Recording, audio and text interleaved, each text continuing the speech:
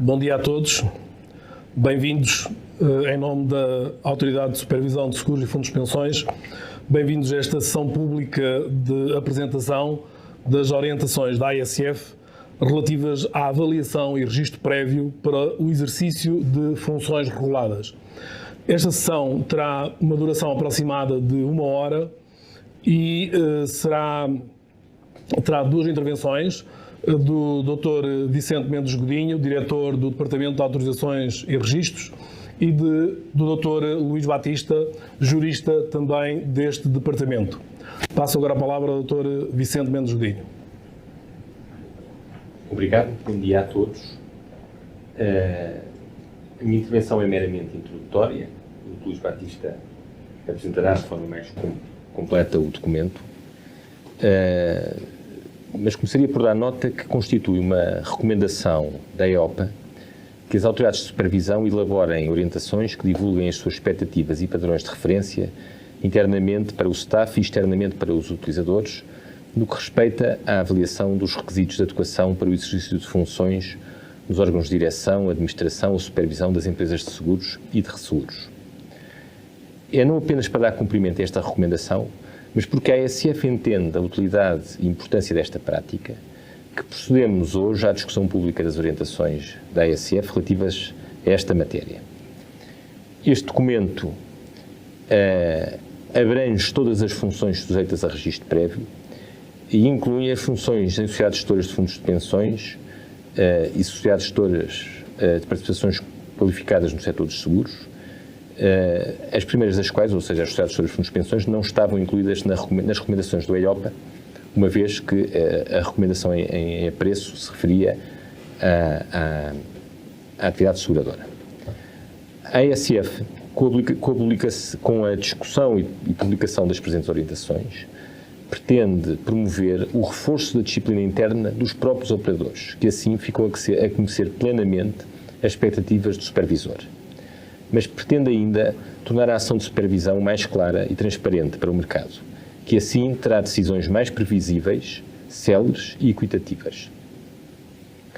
Importa notar que, sem prejuízo de ser patente um longo caminho já percorrido pelo mercado e pelo próprio supervisor, desde 1 de janeiro de 2016, data da produção de efeitos do regime jurídico de acesso e exercício da atividade seguradora e resseguradora, é fundamental que as empresas de seguros e entidades gestoras de fundos de pensões adotem procedimentos internos de seleção e avaliação mais robustos, permitindo, desta forma, zelar pela adequação das pessoas que desempenham funções consideradas de direção, de fiscalização e de controle, ou seja, funções sujeitas a registro prévio.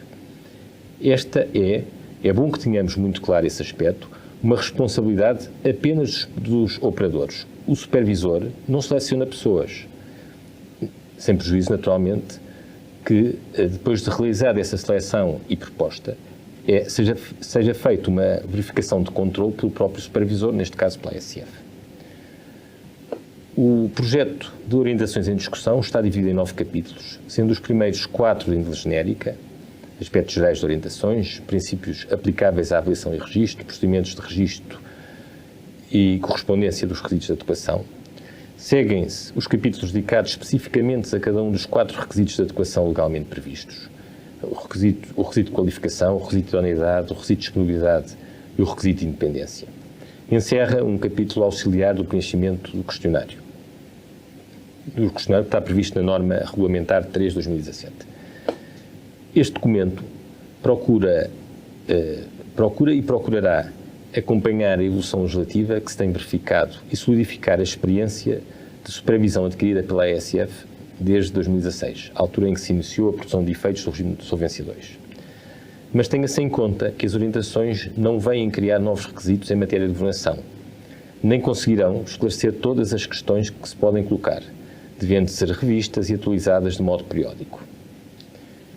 Assim, e porque estas orientações terão que ser revistas no futuro não muito longínquo, este encontro que hoje aqui temos pode ter sido o primeiro, mas não será seguramente o último. E passo assim a palavra aqui ao Dr. Luís Batista, que muitos participantes neste fórum já conhecem e que apresentará de forma mais completa estas orientações. Ora, Muito bom dia, desde já a todos aqueles que estão a assistir a esta sessão de apresentação. Ela não terá uma duração longa, como já foi mencionado. O nosso objetivo, até porque estando ainda a decorrer a consulta pública, durante a qual todos os interessados poderão fazer comentários, poderão colocar questões, dúvidas que tenham em relação ao teor do projeto que estamos aqui a apresentar, haverá oportunidade para depois aprofundar essas mesmas dúvidas, esses mesmos temas. E, portanto, aqui o que queremos é apenas, muito brevemente, fazer uma exposição daquelas que são as principais características, o conteúdo e as expectativas que a AECF tem em relação ao lançamento deste documento, portanto, das orientações. Em relação às características das orientações, nós procuramos apresentar um documento que seja agregador, que se suporte no know-how adquirido pela AECF nestes últimos anos, dinâmico, complementar, disciplinador e ainda utilitário. Portanto, agora para explicar um pouco mais cada uma destas características, um documento agregador, ou seja, um documento que procura reunir um conjunto muito alargado e altamente disperso de fontes, seja fontes normativas, seja fontes não normativas. Ao nível das fontes normativas, depois podemos distinguir entre aquelas que são de índole setorial, ou seja, específicas da atividade prosseguida pelas entidades supervisionadas pela AECF e outras. Portanto, temos assim nas de índole setorial o regime jurídico do acesso e exercício da atividade seguradora e seguradora, o regime jurídico dos fundos de pensões, o regime jurídico da distribuição de seguros e resseguros, inevitavelmente a norma de registro, portanto a norma 3/2017, as diretivas Solvência 2 e IORP 2 e o regulamento delegado que complementa a diretiva Solvência 2. Depois, como outras fontes normativas, o Código das Sociedades Comerciais, o regime jurídico da supervisão de auditoria, aprovado pela Lei 148/2015, o Código do Procedimento Administrativo e também o Estatuto da Ordem dos Revisores Oficiais de Contas. Além destas fontes normativas, recorremos depois a um conjunto também alargado de fontes não normativas, igualmente de índole setorial e não setorial. Nas de índole setorial encontramos as orientações da EIOPA relativas ao sistema de governação e o seu relatório final de consulta pública e ainda 2 capítulos do Manual de Supervisão da EIOPA, o capítulo referente ao AMSB, portanto o órgão de administração, direção ou supervisão, e o capítulo referente às funções-chave. Como outras fontes não normativas, recorremos a orientações de outras autoridades de supervisão financeiras, nacionais, mas não só. Temos assim as orientações da CMVM, orientações conjuntas da Autoridade Europeia dos Valores Mobiliários e do Mercado e da Autoridade Bancária Europeia e ainda as orientações do Banco Central Europeu. Depois é um documento que se suporta no know-how, portanto recordar que o regime jurídico de acesso à atividade seguradora e resseguradora foi publicado em 2015. Em 2017 surgiu a nova regulamentação para os procedimentos de registro. Isto, lá está, a nível dos requisitos qualitativos do regime Solvência 2, portanto não quer dizer que já antes, com o Decreto-Lei 94/98 e com a norma 16/2010, nós já não tivéssemos alguma matéria de registro, mas não ao nível do regime Solvência 2. Mas, portanto, desde esta altura já tivemos tempo para nos habituarmos às novas disposições legais e regulamentares, para formar entendimentos, seja por iniciativa da AECF, seja respondendo a dúvidas que foram sendo suscitadas pelos operadores. Como se costuma dizer, entre os juristas, a interpretação é uma tarefa sempre presente, mesmo quando somos chamados a aplicar normas aparentemente simples. E tivemos tempo para identificar aquelas que são as melhores práticas de governação em cada momento. A governação societária, sendo um conjunto de regras, de práticas e de comportamentos das empresas, tem de ser testado para conseguirmos efetivamente perceber quais é que são aquelas que melhor se adaptam ou não às necessidades do mercado e do supervisor. E, portanto, tudo isto permitiu-nos paulatinamente aperfeiçoar o processo de supervisão. Depois é um documento dinâmico, naturalmente as fontes normativas e não normativas em que nos estamos a basear e a nossa experiência prática de supervisão estão em constante evolução. O próprio regulador vai se tornando mais exigente, quer pensar que é uma exigência dialogada com o mercado o mais possível e não no estilo impositivo. E sabemos, aliás, como já referiu o Dr. Vicente Godinho, que as orientações terão necessariamente de ser objeto de atualizações, de revisões, embora qual a exata periodicidade ainda não está fechada, ainda não é uma questão ainda em diálogo. Um documento complementar, portanto, não queremos que as orientações da ASF se substituam ou se sobreponham às políticas e aos documentos internos das próprias empresas. O que queremos, tanto quanto possível, é que haja entre uns e outros uma coexistência pacífica, assumindo, todavia, que a partir do momento em que a ASF torna públicas as suas expectativas, ou seja, divulga aqueles que são os critérios e os requisitos de acordo com os quais faz a sua avaliação e que espera que o mercado também acompanhe esses critérios e requisitos, que haja necessidades pontuais de as empresas reverem por cima essas mesmas políticas e esses mesmos documentos internos. Dizer ainda, a propósito desta complementariedade, que ela está ligada com a finalidade que temos de uniformizar ou harmonizar, portanto, a forma como o mercado e a ASF realizam as avaliações para efeito de registro prévio. Não tem de ser uma uniformização a nível do resultado final, ou seja, não temos todos de estar de acordo quanto às conclusões, saber se uma determinada pessoa é ou não é adequada para exercer uma determinada função. Portanto, admite-se que a empresa e a ASF cheguem a conclusões finais diferentes, mas pelo menos temos de estar de acordo quanto aos critérios, quanto aos requisitos em que vamos basear essa nossa avaliação.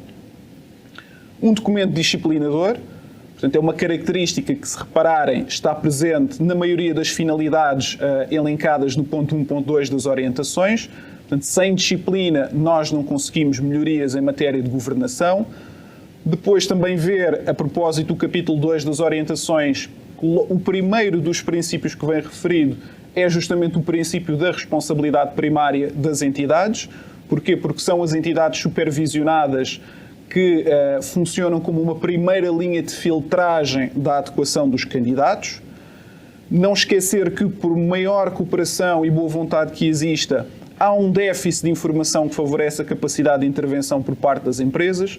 Portanto, são as empresas que melhor conhecem as suas necessidades e que, perante os factos conhecidos ou perante uma alteração dos factos, estão posicionadas para melhor reagir preventivamente.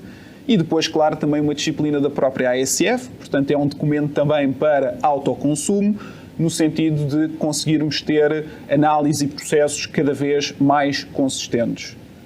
Finalmente, um documento utilitário, portanto um documento que se quer prático, que se quer num estilo explicativo ou expositivo, um documento que está pejado de exemplos, aliás, foi utilizada a técnica das boxes intercaladas com o texto principal e usamos justamente essas caixas para dar exemplos e para dar detalhes adicionais em relação ao texto corrido das orientações e, portanto, não são orientações que estejam de acordo com regras ou que obedeçam à escrita própria dos manuais de logística. Isto, no fundo, são as características essenciais do documento que temos em consulta pública. Quanto ao conteúdo do documento, e começando pelo aspecto da esquematização, temos então, para já, um total de 9 capítulos, em que os primeiros 4 capítulos, grosso modo, correspondem à parte geral das orientações, portanto, o capítulo 1, aspectos gerais, capítulo 2, princípios aplicáveis à avaliação e registro, princípio 3, os procedimentos de registro, capítulo 3, procedimentos de registro, capítulo 4, correspondência dos requisitos de adequação de acordo com cada função sujeita a registro. Depois entramos, aí sim, na análise aprofundada de cada um dos 4 grandes requisitos de adequação e temos no capítulo 5, qualificação, capítulo 6, idoneidade, capítulo 7, disponibilidade, capítulo 8, independência. E, finalmente, há um capítulo 9 que entendemos acrescentar, no qual são fornecidas algumas instruções que esperamos possam auxiliar no preenchimento dos questionários de registro, portanto, no questionário anexo à norma 3/2017. Quanto então agora à análise do conteúdo propriamente dito, começando pelos aspectos gerais das orientações, portanto, no capítulo 1 nós vamos encontrar 4 pontos: o âmbito de aplicação, as finalidades, as fontes e entendeu-se ainda introduzir um ponto, que é o ponto 1.4, para explicar o significado dos termos adequação, candidato e factos supervenientes. Portanto, o objetivo não é agora, nesta sessão da apresentação, estar a focar-me em todos os pontos de todos os capítulos, portanto, dando apenas alguns esclarecimentos ou focando alguns pontos mais importantes. Eu diria, a propósito deste capítulo 1, o aspecto mais importante é, obviamente, a delimitação que é feita do âmbito de aplicação das orientações. E essa delimitação é feita pela positiva, neste ponto 1.1 do documento, e é feita de uma maneira que, pensamos, facilita que as entidades consigam identificar mais rapidamente quais é que são as funções em que é obrigatório promover o registro prévio junto à ASF. Essas funções estão justamente explicadas por tipo de entidade supervisionada. Portanto, vamos imaginar que se trata de uma sociedade gestora de fundos de pensões. Essa sociedade sabe, consultando este ponto 1.1, automaticamente que, por exemplo, tem de promover o registro prévio dos responsáveis por funções-chave, com exceção da função-chave atuarial, mas, e em comparação com as empresas de seguros, já não tem de efetuar o registro prévio dos diretores de topo. Este ponto 1.1 é, de certa forma, completado pelo ponto 1.4, onde encontramos depois uma delimitação pela negativa do âmbito de aplicação das orientações. Porquê? Porque isso esclarece que estas orientações já não versam sobre a temática da supervisão numa base permanente dos requisitos de adequação nem da governação das empresas. Agora, o que é muito importante? A matéria dos factos supervenientes. Portanto, existe uma obrigação das empresas de, a partir do momento em que temos factos supervenientes, e podemos estar a falar de uma superveniência objetiva, ou seja, factos que ocorreram depois do registro, ou de uma superveniência subjetiva, factos que até ocorreram antes, mas que as empresas só conhecem posteriormente ao registro. Mas, havendo esses factos, portanto, há essa obrigação fundamental da sua comunicação atempada à ASF. Porquê? Desde logo porque as empresas devem realizar uma avaliação do possível impacto desses factos no preenchimento dos requisitos de adequação de candidatos já registados junto da ASF, e pode ser necessário promover alterações ao registro. No limite, pode mesmo estar em causa a adequação do candidato e ser necessário promover a sua substituição através de um novo registro. Depois, no capítulo 2, temos então o leque de princípios aplicáveis à avaliação e registro. Entendemos colocar aqui neste capítulo 6 princípios: o princípio da responsabilidade primária das entidades, princípio do guardião, princípio da igualdade de tratamento, princípio da proporcionalidade, o princípio da cooperação e o princípio do processo justo. E eu queria, para já, focar-me apenas nos 2 primeiros. Acho que são efetivamente os mais importantes. O primeiro, portanto, o princípio da responsabilidade primária das entidades. Como eu referi, as entidades são as responsáveis por são a primeira linha de controle da adequação dos candidatos.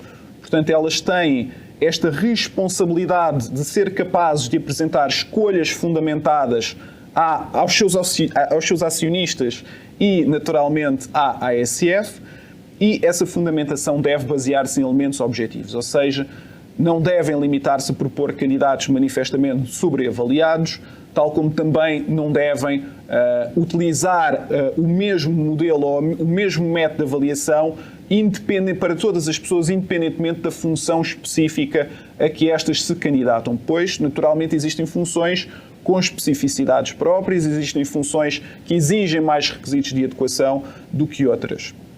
Quanto ao princípio do guardião, portanto, é a regra de ouro, ninguém pode iniciar funções sem estar previamente registado na ASF, ou seja, houve esta opção pelo legislador português de introduzir um mecanismo administrativo de controlo ex ante da adequação.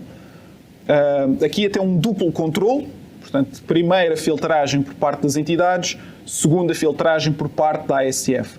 Exceção feita, lá está, aos casos em que é concedida uma autorização para o exercício transitório de funções, mas justamente porque é uma exceção, estamos aí a falar de um ato administrativo precário que depois carece sempre de ser confirmado pelo ato de registro e, por outro lado, exige um ónus de fundamentação acrescido às entidades que têm de demonstrar a iminência de danos irreversíveis para a empresa e, portanto, a necessidade absoluta daquela autorização para assegurar a sua gestão sã e prudente. Princípio este que depois também tem o cunho de responsabilização da própria ASF, pois se a empresa fez a primeira filtragem, portanto, selecionou um candidato, chegou à conclusão que ele é adequado e a ASF depois corrobora esse juízo de adequação emitindo o seu ato de registro, portanto, naturalmente também tem o seu cunho de responsabilidade. O capítulo 3 é um capítulo, portanto, inteiramente dedicado a aspectos procedimentais, procedimento de registro. Abordamos então, no ponto 3.1, os diferentes tipos de requerimentos que podem ser apresentados à ASF e as suas eventuais vicissitudes. No ponto 3.2, questões de instrução. Ponto 3.3, os prazos. E no ponto 3.4, as possíveis decisões, portanto, ao desfecho por parte da ASF. Focando-me aqui nos dois primeiros pontos, a propósito do 3.1, queria desde logo destacar o facto de oferecermos uma confirmação, mais do que uma explicação, uma confirmação junto do mercado, porque se é verdade que a lei refere a obrigação de registro previamente à designação, aquilo que temos entendido e que é prática também de muitas empresas é condicionar apenas o início de funções à conclusão do registro prévio. Portanto, as empresas não estão impedidas de selecionar os candidatos e propor esses candidatos a registro à ASF, simplesmente sabemos que não podem iniciar funções sem estar concluído esse mesmo registro ou sem, lá está a tal exceção, ser concedida a autorização para o exercício transitório de funções. Ainda neste ponto 3.1, aproveitámos para esclarecer o que é que a ASF tem vindo a entender como constituindo uma alteração da natureza da função, porque a alteração da natureza da função não é apenas uma alteração de registro, obriga a um novo registro. E dando aqui alguns exemplos, vamos imaginar que um vogal de um órgão passa a presidente, ou era membro não executivo e passa a executivo, ou era suplente e passa a efetivo, e vice-versa. Portanto, nesses casos, a ASF tem vindo a entender que há uma alteração da natureza da função desempenhada e que obriga a um novo registro. Portanto, a pessoa que estava registada como administrador não executivo tem de ser registada como administrador executivo. Situação diferente em que não vamos mexer no registro anteriormente feito, independentemente da reavaliação que fazemos internamente, é se, por exemplo, há uma mera redistribuição de pelouros entre administradores. Aí já não há propriamente uma alteração da natureza da função. Ao nível do ponto 3.2 e da instrução, aqui também procuramos facilitar a vida às entidades. No fundo, o que é feita é uma discriminação daqueles que são os elementos de instrução obrigatórios de acordo com as possíveis pretensões que as empresas podem formular junto à ASF.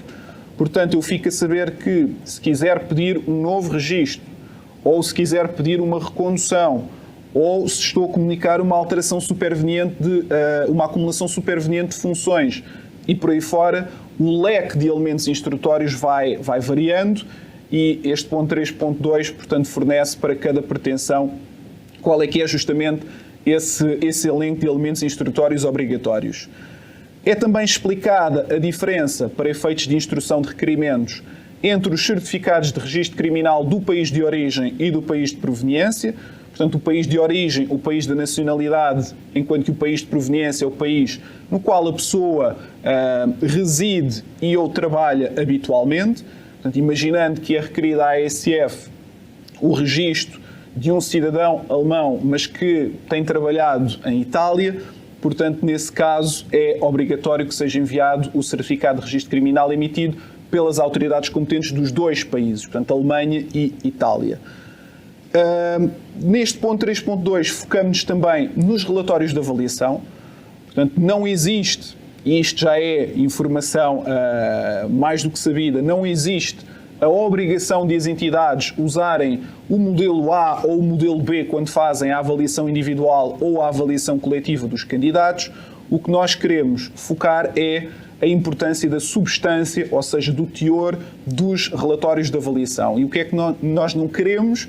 Não queremos receber relatórios incompletos, portanto, relatórios que não se pronunciam sobre todos os requisitos de adequação aplicáveis à função concreta, tal como também não queremos receber relatórios, ou não é desejável, e podemos depois solicitar o seu aperfeiçoamento, relatórios genéricos, chamada chapa 5, portanto, quando a entidade utiliza o mesmo modelo para todos os candidatos, sem atender às especificidades de cada função, e também não queremos relatórios meramente conclusivos, ou seja, no qual a entidade se limita a expressar o juízo final, dizendo recebemos os elementos A, B e C e concluímos que o candidato é um candidato adequado à função, mas, portanto, nem explica como é que se processou o raciocínio de avaliação.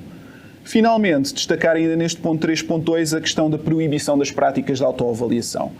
Portanto, é até recomendável, como boa prática, que as empresas, internamente, se conseguirem, se tiverem uma estrutura adequada para esse efeito, confiem a avaliação dos candidatos a quem já tem atribuições diárias e competências mais apropriadas e familiarizadas com esta matéria.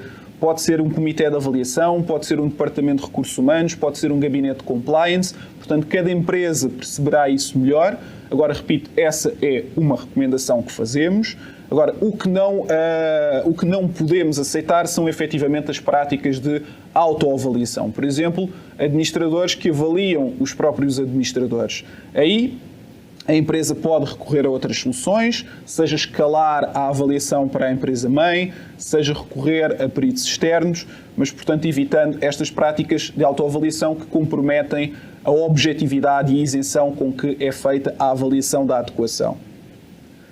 Ao nível do capítulo 4, aqui procurou-se fazer uma correspondência dos requisitos de adequação aplicáveis por função e temos 5 grandes pontos, portanto, a correspondência para os membros dos órgãos de administração e fiscalização, para os responsáveis por funções-chave, diretores topo, revisor oficial de contas e atuário responsável.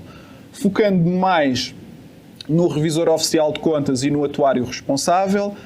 Quanto ao revisor oficial de contas, procurou-se clarificar no texto das orientações que tipo de avaliação é que é feita pela ASF, para não se achar que a ASF se está, de modo algum, a querer substituir a CMVM ou fazer o mesmo trabalho que a CMVM já faz.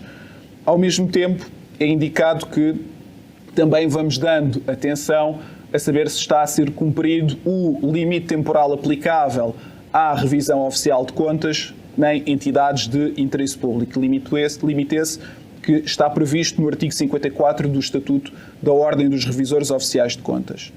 Quanto ao atuário responsável, 2 notas aqui de destaque. A primeira, uma dúvida que surgia muito, que é uma certa confusão entre aquilo que é a certificação e aquilo que é o registro do atuário responsável.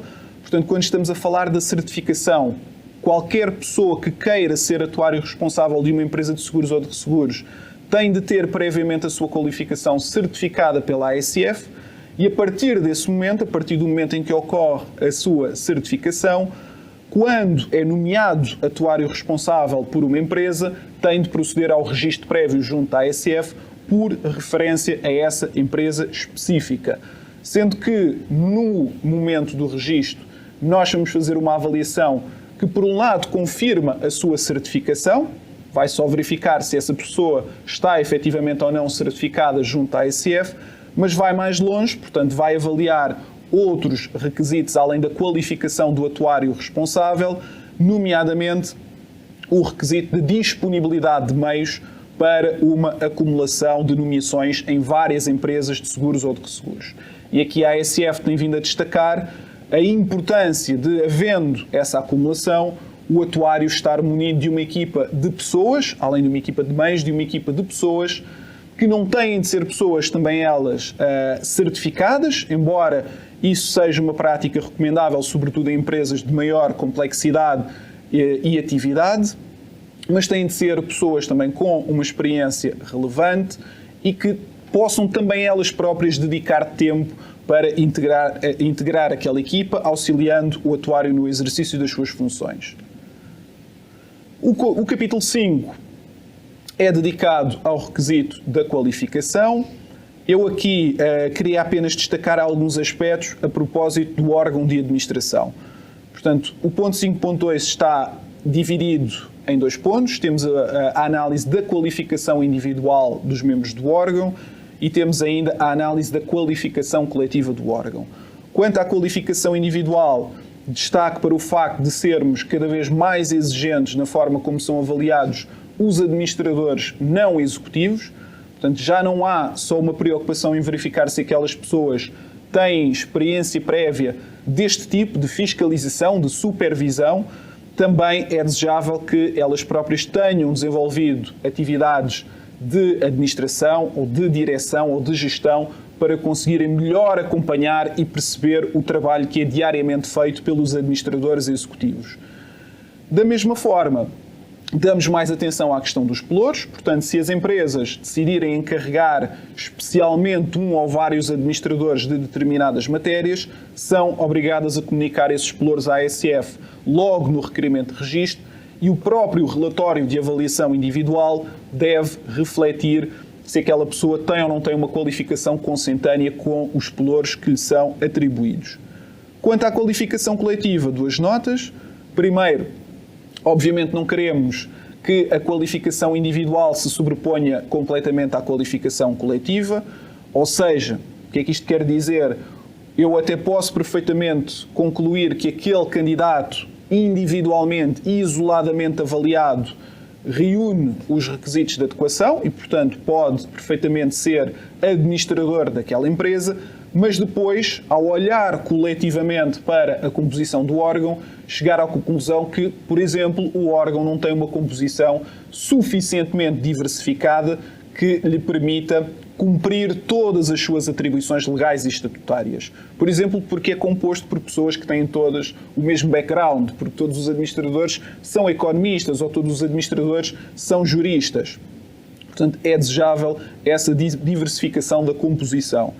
Ainda há uma questão muito importante.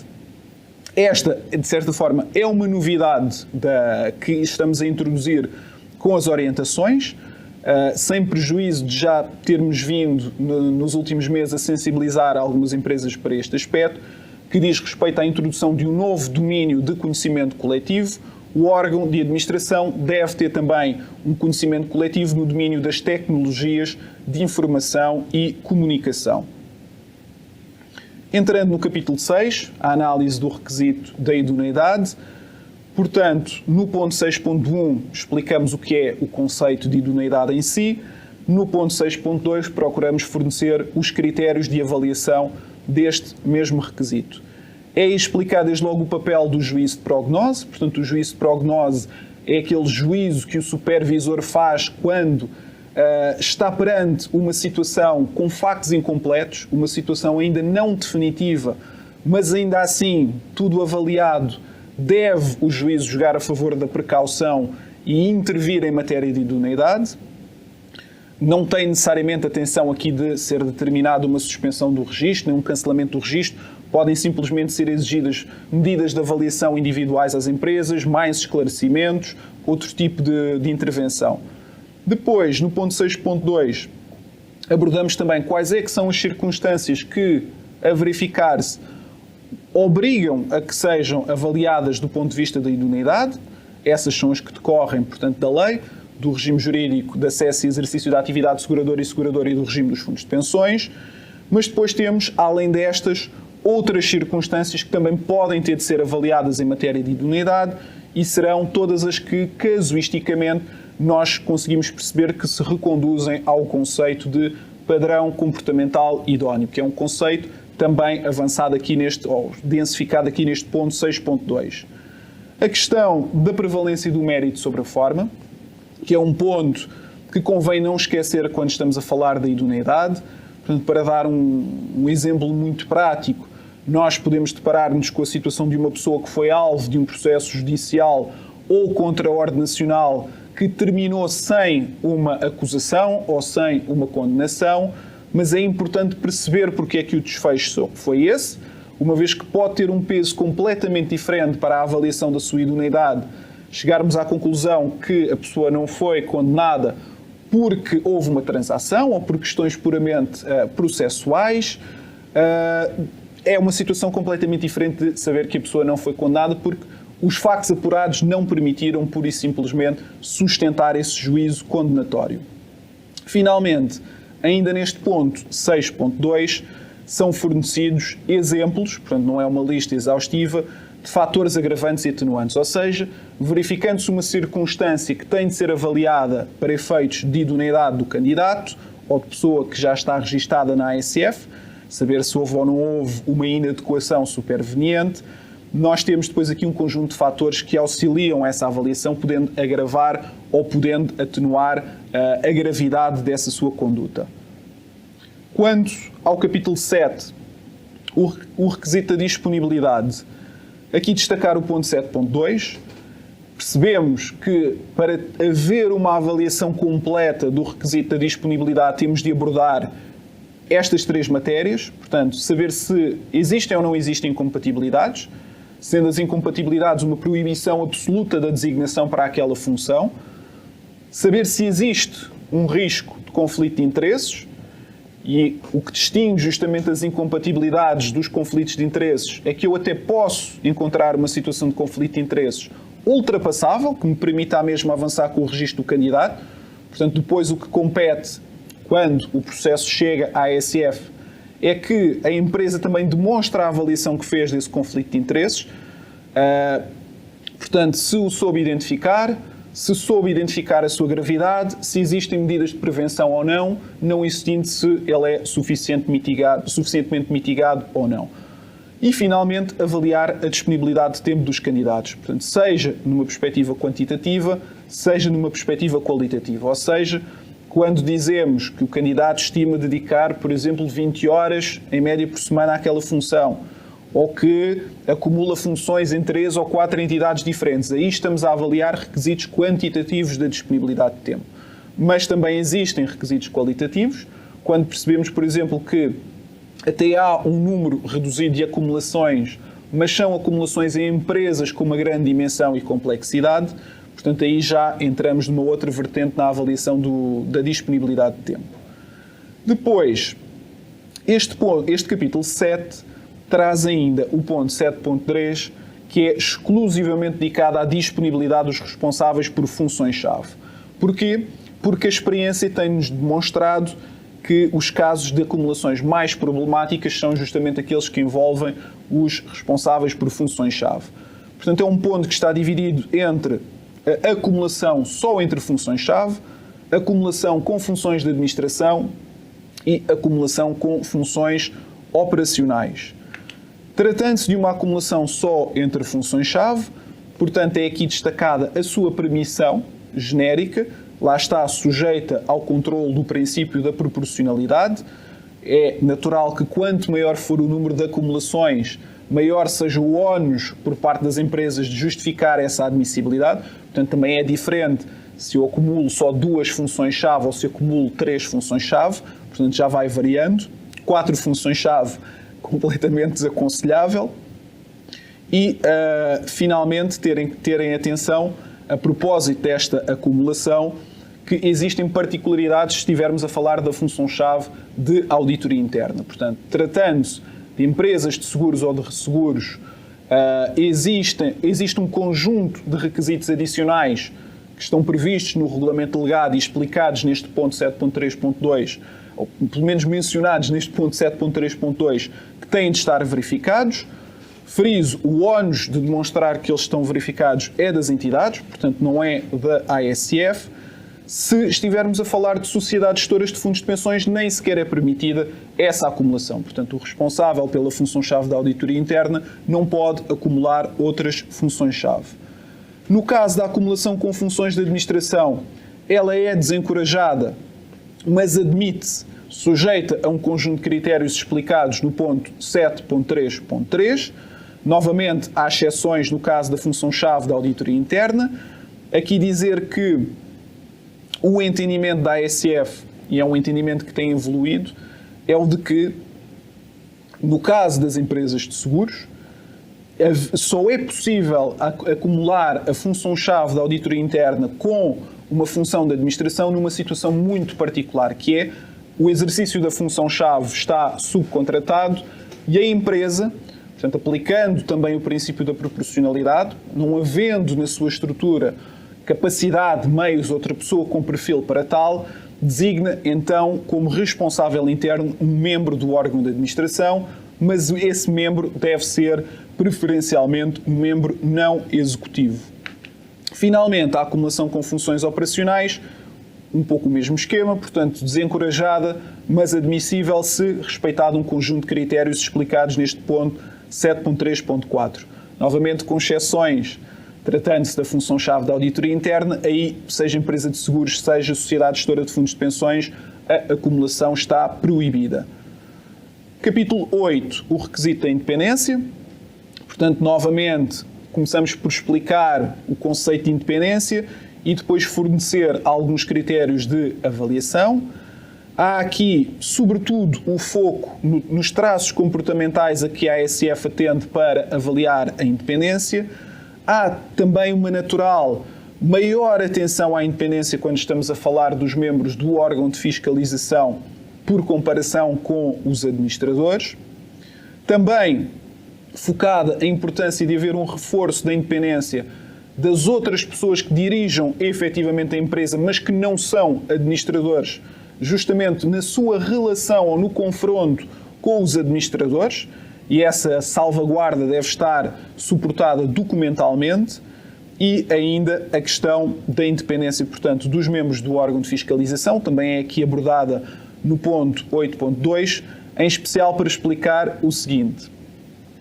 Quando verificamos se existe uma maioria de membros independentes no órgão de fiscalização, recorrendo ao conceito de independência do Código das Sociedades Comerciais, portanto ao artigo 414, número 5 do Código das Sociedades Comerciais, não podemos resumir a nossa análise a saber se verifica alguma das alíneas, a alínea A ou a alínea B, ou seja, se a pessoa é titular ou atua por conta titular de uma participação igual ou superior a 2%, ou saber se já foi reeleita por mais de 2 mandatos de forma intercalada ou sucessiva. Temos também de olhar a outras circunstâncias do caso concreto que possam preencher a cláusula geral do proémio do número 5, ou seja, que afetem a isenção de análise ou de decisão.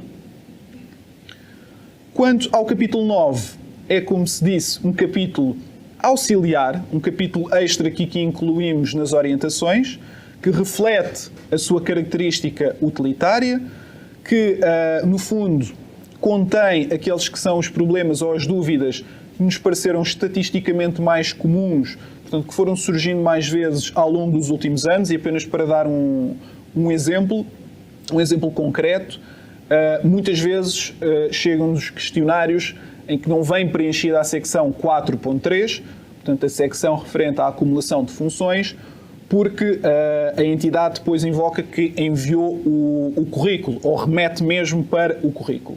Ora bem, o que sucede é que nem sempre os currículos dos candidatos estão atualizados, mas mesmo que estejam atualizados, eles indicam as funções que aquela pessoa exerce até àquela data em que se está a candidatar. E pode acontecer que ela se está a candidatar a uma pessoa que lhe vai exigir um consumo de tempo que não é compatível com as funções que ele ainda indica no currículo, ou que é mesmo, que implica mesmo renúncias ou cessações de outros cargos. Daí a obrigatoriedade de vir sempre preenchida a secção 4.3 do questionário, quer o processo venha também instruído ou não com o currículo do candidato.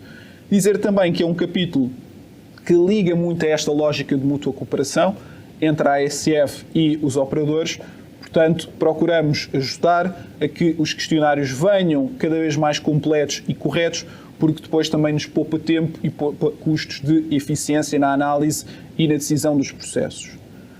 Para finalizar a apresentação Quais é que são as expectativas que nós temos neste momento com o documento em consulta pública? São essencialmente estas 4, portanto, que ele tenha uma recepção pelo mercado o mais alargada e consensual possível, que produza resultados, portanto, que não seja apenas um documento teórico que possa levar a melhorias concretas, seja a nível de procedimentos já instituídos, seja da criação de novos procedimentos, que contribua para tornar a atuação da ASF cada vez mais transparente, para que todos conheçam as nossas expectativas e modo de operar e que seja um documento que, independentemente das revisões que vá sofrendo nos próximos tempos, nos possa servir a nós e a vocês também, portanto, no longo prazo. Isto terminaria, no fundo, a apresentação que tínhamos preparado e, portanto, agora abrimos aqui espaço para algumas perguntas e respostas que fomos recebendo até ao passado dia 12 de julho. Muito obrigado, Dr. Luís Batista, pela sua intervenção, que julgo que foi muito útil e clara. Recordo também que esta sessão, com estes esclarecimentos, ficará disponível no site da ASF e, portanto, poderá ser consultada posteriormente. Como o Dr. Luís Batista referiu, neste processo de divulgação, nós apelámos a que, enfim, as partes interessadas pudessem apresentar questões ou pedidos de esclarecimento. Temos 4 questões que eu gostaria de colocar aqui ao Dr. Vicente Godinho e ao Dr. Luís Batista, e começando pela questão do registro prévio dos órgãos colegiais. E a pergunta é se devemos retirar do ponto 1.1 das orientações a existência de uma obrigação de registro prévio dos órgãos colegiais. Dr. Vicente. Não. O que a lei prevê, quem é registado são as pessoas singulares. E nessa sua condição de pessoas singulares. E, portanto, não há um registro do órgão colegial, há um registro de pessoas individuais. Agora, a pessoa é registada na sua circunstância e, portanto, na circunstância de integrar um órgão colegial e, portanto, como resultou, aliás, subejamente explicado na apresentação do Dr. Luís Batista, a pessoa não é avaliada somente da sua situação objetiva, o seu currículo, a sua experiência profissional e a sua idoneidade, mas também do órgão que vai integrar e das pessoas que integram também com a pessoa esse órgão. Há aqui um ponto relevante nesta questão, embora ele não se refira diretamente com a questão, que é a lei, o regime jurídico das empresas de acesso e exercício à atividade seguradora e resseguradora, e também o regime jurídico dos fundos de pensões, previu uma figura não apenas do administrador, de quem exerce funções de administração, mas também da pessoa que dirige efetivamente a empresa de seguros ou associados a fundos de pensões. Em muitas empresas, as funções de administração não estão só estritamente no órgão de administração, estão em diretores gerais, até em diretores de topo e outras pessoas que gerem de facto, administradores de facto das sociedades. E estas pessoas, nos termos da lei, têm o mesmo tratamento que têm os administradores e, portanto, estão sujeitos ao mesmo escrutínio. Isto significa que quando as empresas de seguros enquadram essas pessoas em órgãos como comitês de gestão e, portanto, há um órgão de administração paralelo ao conceito paralelo, subordinado, evidentemente, mas que não é apenas o órgão de administração. Temos verificado casos em que este órgão normalmente inclui administradores e não administradores. Este comitê de direção tem vários, ele é criado em empresas com vários nomes, está sujeito aos mesmos requisitos de avaliação que estão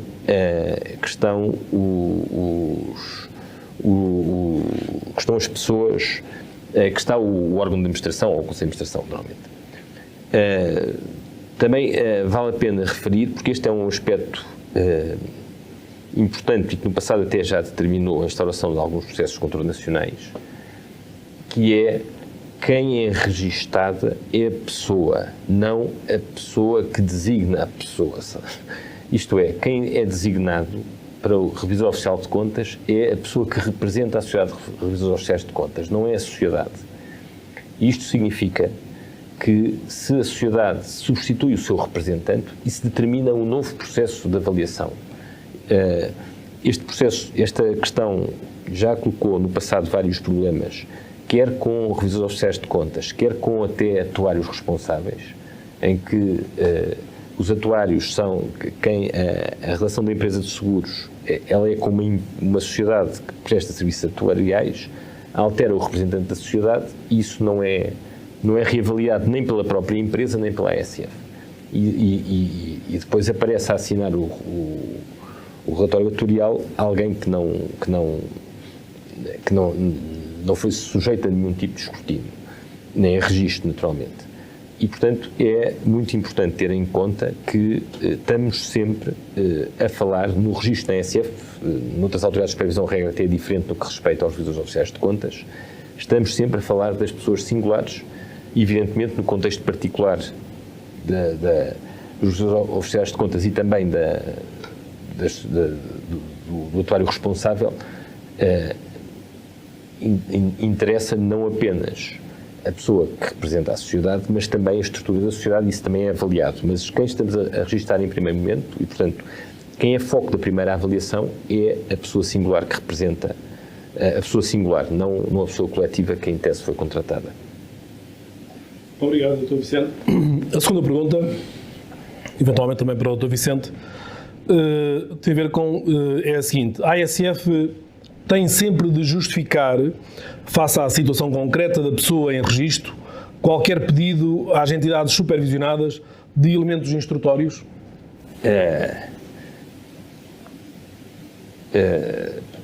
Vamos pôr a questão de uma forma para não suscitar equívocos. Podemos dar duas respostas. Comecemos pela resposta A, que é, no Estado de Direito, tudo tem que ser justificável.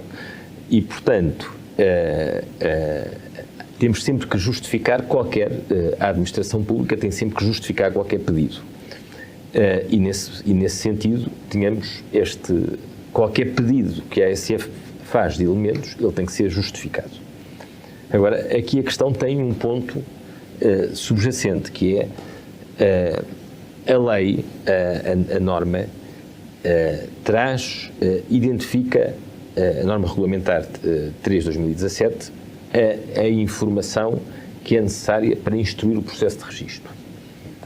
E essa informação normalmente será suficiente para determinar um registro. Sucede que, face à circunstância concreta daquela pessoa que é sujeita a registro e face àquilo que são os requisitos da lei, ou seja, os propósitos que a lei pretende alcançar com a avaliação da idoneidade, da disponibilidade, da capacidade, da independência, pode dar-se o caso de da informação que consta da instrução inicial não é suficiente para fazer a avaliação. E, nesses casos, fundamentando na necessidade na lei e, portanto, fundamentando na necessidade de cumprir com a avaliação que a lei impõe, a ASF pode, face à situação concreta, pedir elementos instrutórios adicionais, justificando-os naturalmente, não já nos termos estritos da norma, porque eles terão sido cumpridos, mas face aos propósitos da lei de autorização e registro de pessoas de pessoas que exercem funções relevantes nas empresas de seguros, das empresas de seguros e sociedades de fundos de pensões. Muito obrigado. Temos ainda mais duas questões. Julgo que agora para o Dr. Luís Batista. Em que se baseia a ASF para exigir a um administrador executivo de uma empresa de seguros uma experiência em função de gestão, administração ou de direção não inferior a 3 anos? Eu gostaria de explicar, então, começar primeiro por explicar de onde é que surgiu este patamar de referência dos 3 anos. Portanto, ele é um patamar que já vinha previsto para os responsáveis de funções-chave, isto numa dos documentos em que baseamos a elaboração destas orientações, mais concretamente o Manual de Supervisão da EIOPA, e o que entendemos, porque nos parece que as funções de administração não são funções menos relevantes ou menos importantes, ou menos exigentes, até quando estamos a falar de uma administração de tipo executivo, do que as funções-chave, que faria sentido usar o mesmo patamar de referência para os administradores executivos. Agora, 2 notas. Primeiro, quando estamos a falar de funções, são justamente funções de administração ou equivalentes, portanto, podem ser também de gestão ou direção, portanto, de unidades departamentais, outro tipo de funções operacionais, e depois que é justamente isso, um patamar de referência. Portanto, se estiver preenchido quando o processo nos chega, à partida é um sinal positivo adicional, portanto, dá logo uma confiança adicional que aquela pessoa reunirá o requisito de qualificação, aqui na vertente da experiência profissional, mas não é mais do que isso. Portanto, tal como eu posso chegar à conclusão que uma pessoa com 5 ou mais 6 anos de experiência deste tipo não é adequada para a função, porque depois não é uma experiência relevante, porque é uma experiência em entidades não equiparáveis, por exemplo, ou porque é uma experiência já muitíssimo desatualizada no tempo, eu também posso chegar à conclusão distinta, ou seja, que uma pessoa com menos do que os 3 anos de experiência e aplicando o princípio da proporcionalidade, ainda assim tem reunidas as condições de registro. Portanto, no fundo, focar essa nota, ou seja, é uma referência, nunca dispensa a análise da situação concreta. Muito obrigado, Dr. Luís. A última questão é a seguinte. Tratando-se de entidades cujo Conselho de Administração já foi nomeado, registado e encontra-se em funções, estas devem reavaliar o órgão no sentido de apurar se este tem conhecimentos no domínio das tecnologias de informação e comunicação? Separando outra vez a resposta em 2 partes, eu diria idealmente sim, uma vez que o domínio em questão das tecnologias de informação e comunicação é hoje, indiscutivelmente, um dos domínios mais importantes para evitar disrupções de atividade de qualquer empresa. Porém, em termos daquilo que são neste momento as exigências ou as expectativas realistas da ASF, o que nós estamos a fazer é controlar apenas para o futuro. Ou seja, em relação a órgãos de administração que neste momento já foram nomeados, já estão registados e em exercício de funções, só vamos controlar o preenchimento desse novo requisito de competência coletiva para o próximo mandato. Portanto, quando chegar uma recondução ou uma designação para um novo mandato, aí sim vamos ter a certeza se existe pelo menos um membro com conhecimentos adequados nesta área. Muito obrigado. Bom, chegamos então ao fim desta sessão. Resta-nos, em nome do Conselho de Administração da Autoridade de Supervisão de Seguros e Fundos de Pensões, agradecer a todos aqueles que nos seguiram através do nosso site, terminando recordando que todos os elementos e informações e documentos sobre esta matéria estão disponíveis no nosso site em www.asf.com.pt. Muito obrigado a todos. Muito bom dia.